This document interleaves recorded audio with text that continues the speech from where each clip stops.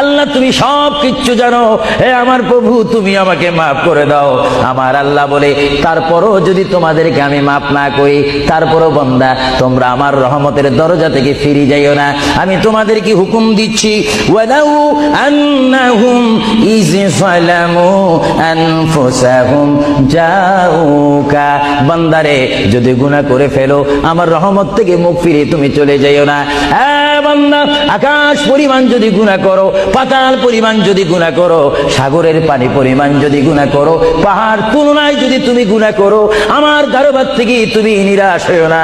বান্দা, আমি তোমাকে একটি রাস্তা পাঠাই দিচ্ছি, একটি পথ তোমাকে আমি দেখাই দিচ্ছি। সেই পথটি কোন পথ তোমরা জানো?